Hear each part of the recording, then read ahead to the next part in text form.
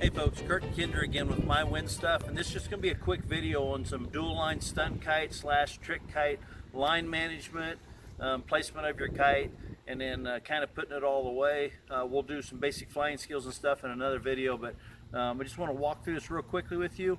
For most kites, the line's going to cost you about half as much as the kite in a lot of cases, so we want to take real good care of this. So real quickly, these are all of our suggestions. You're going to need yourself a ground stake. Now, we need to determine which way the wind's blowing, so I'll take some grass in this case. I'll throw that in the air. I know that the wind is blowing that direction. So I want my kite downwind. I'm going to take my ground mount. I'm going to lean it back a little bit, stick that in the ground. We'll try to make this as quick as possible. Now, I know a lot of you like to go out and put the kite together first and then walk the lines back this way, but I really think this is the best way. Put your ground mount in, take your wrist straps. In this example, this is a Premier Kites Barracuda 1.7. You're going to throw your lines over, and then we're going to hold this little rubber out of the way, and then we're going to walk this back. All right? There's approximately 80 feet of line on most stunt kites. I know there's going to be some variances in that, but the industry standard is typically about 80 feet, and they've decided that that's a good line length. The kite doesn't become too fast if the lines are too short, and it's not too slow if the lines are too long. There's obviously a variety of different kite lines out there, and in this example, this is a low stretch polyester, so it's an economy set of lines, but works really well for this product. So I've got it all unwound. My winder, I'm going to put that either in my pocket or back in the case. You'll notice there's a red and a black on this particular kite. There's also red and black on the other side. So we're going to put red on the right side, black on the left side of this kite, and I'll show you why here in a minute. So wind's blowing in my face. I'm going to use my body to block this. It doesn't matter if you're using a framed kite or in this case a parafoil kite. I like to get behind the back of the kite. Here's my kite pack.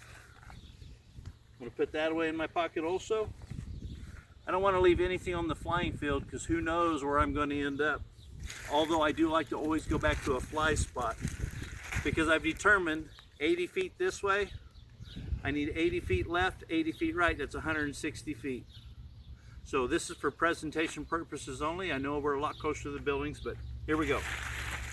So the Barracuda 1.7 meter by Premier Kites and Designs. You're going to have two bridle lines here. These are both connected to an area that you can also attach a tail to. Here's your bridle lines. We'll shake those out. There's nothing tangled or twisted. So red on the right, we're going to take this loop. We're going to do a lark's head knot. Now red is going to be as you would be facing the kite. So in this instance, red's on my left because I'm on the back of the kite. I'm also keeping this kite from blowing away because my bod's behind it. So I'm going to do a lark's head knot. I'm right-handed. I'm going to put that knot in my left hand. Thumb and forefinger from the top, tip back, touch those together. Now I can roll those two loops off, and you see that circle I've created? I can take this knot from the Barracuda's bridle. I'm going to pull that down tight. Here's the black one. We'll do that again. I'm right-handed. That little knot goes in my left hand. Thumb and forefinger from the top. Touch them together. Roll that off. We're going to take the bridle from the other side. Same thing. You're going to pull that nice and tight and pull that down to that knot. So now I'm going to pull this kite back and put a little tension on those lines. This particular kite, I'm going to put about 2/3 of the kite on the ground, 1/3 of it up. This kite will sit here in pretty decent amount of wind without blowing away. If I was on the beach, I'd pull some sand up here. Maybe in the desert, I'd pull a little rock on there. I could set a water bottle on there. That'll keep this kite from going anywhere. Also, 2/3 and 1/3, 3/4 and 1/4, the kite should sit there by itself. When I walk back to the other end to launch this kite, I'm going to walk alongside of these lines. I'm not going to touch them because I don't want to disturb the placement of my kite. But in the event a gust comes up and that kite takes off, at least I can grab those lines and prevent somebody from getting hurt on the flying field. So kite line is abrasive, it does cut, it is sharp, so I want to protect others if there's anybody around. So I make my way down here to the ground stake.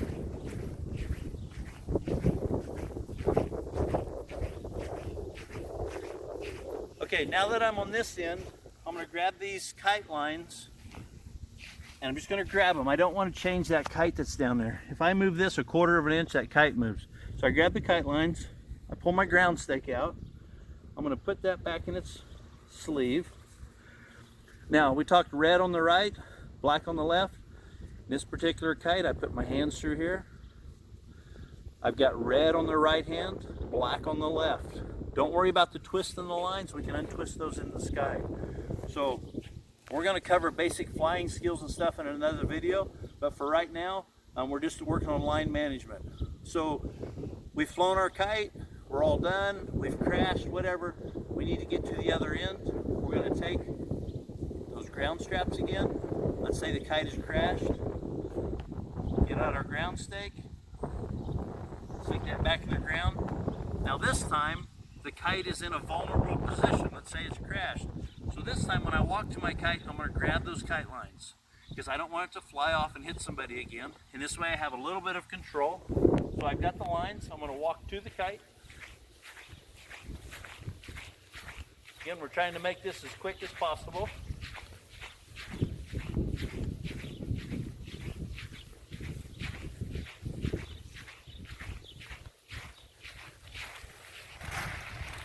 All right, so again, I'm downwind, using my body to help be an extra hand for that kite.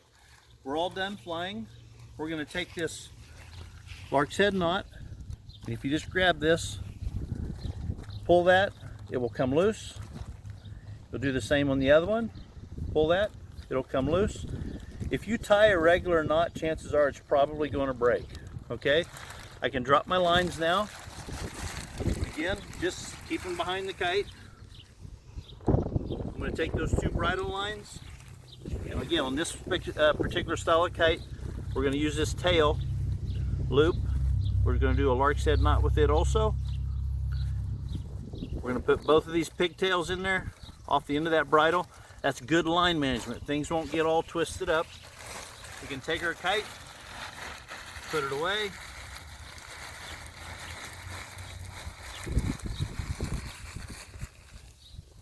Get out our package the kite come in.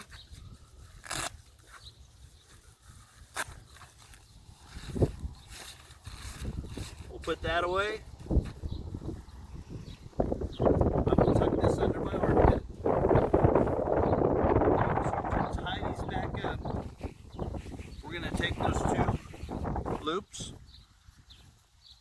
We're going to hook them over this. And again, this is just on this variety of kite. Some of them you can hook them both over the end of this. Either way, we want to hold that bungee out of the way. This is important.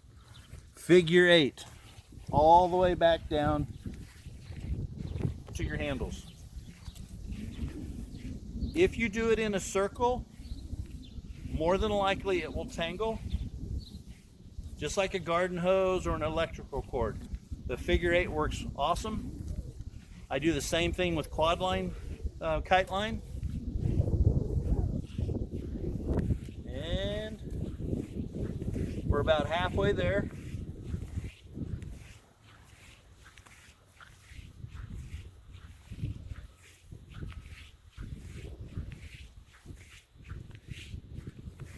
So it takes a little time to get used to this.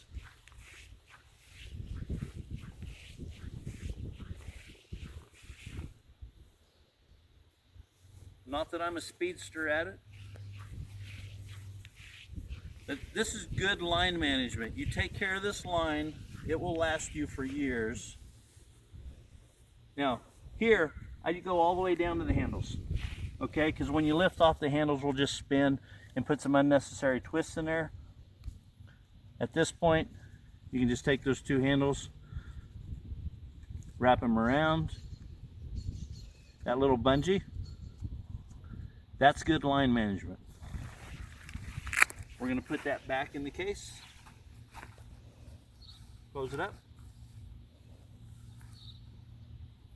Put that away. Now we'll go to lunch. So check back with us. This will be on YouTube at My Win Stuff. You can also look at it at Facebook on My Win Stuff also. The second video we'll do will be basic flying skills. So be sure to check back with us, like our page, give us a shout, 785-483-1309.